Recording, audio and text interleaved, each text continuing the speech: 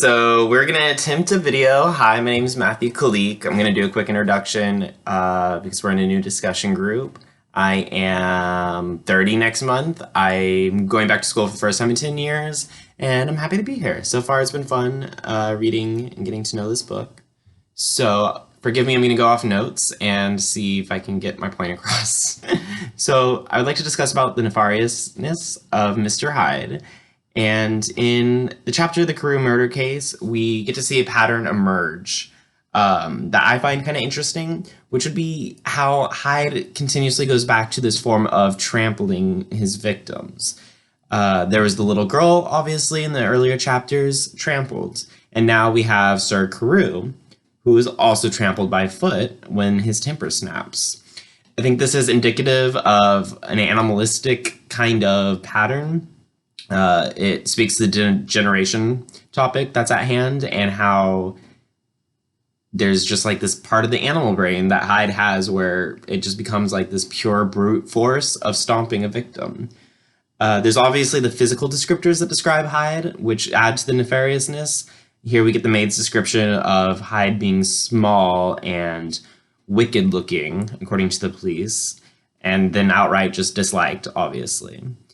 In the actual murder, the pocket watch, or pocketbook, I should say, and watch are left behind on the victim, Carew, which means this wasn't a monetary murder. The actual murder motive would have just been a fit of rage.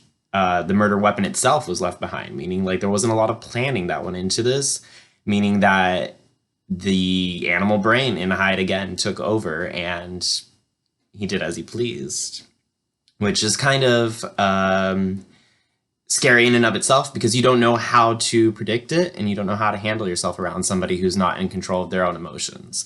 So I think that speaks towards the nefariousness of just knowing that this person is off the rails and that you can't control them.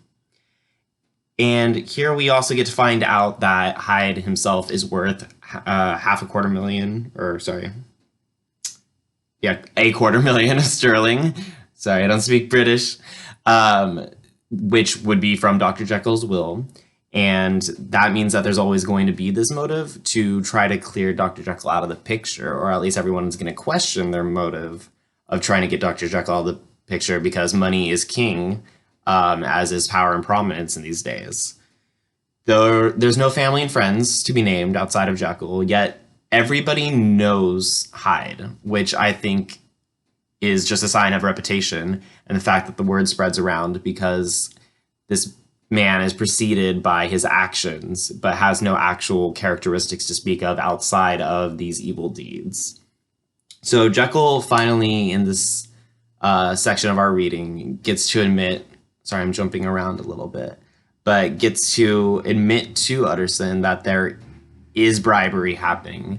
Maybe not named so in like terms of money, but the fact that it was not his idea to put in the whole disappearance clause into the will, that this came from Hyde, that this was pushed on him by Hyde.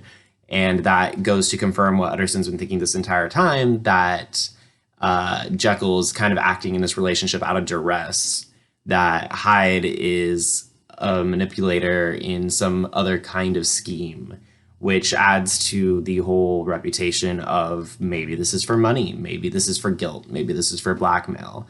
The fact that this man of so little prominence and so little thought or civility can actually control somebody in such high stature as Dr. Jekyll to a point where his life is changed and at risk. And I think even more nefarious than all these outwardly physical actions is the fact that you can see the change in Dr. Jekyll that's starting to affect him. That same exact thing is pressured onto him in terms of him getting sick and is starting to control his life into a way where his mind is starting to slip.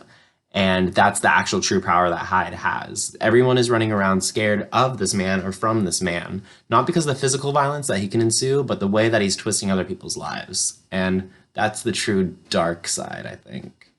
Okay, my thoughts.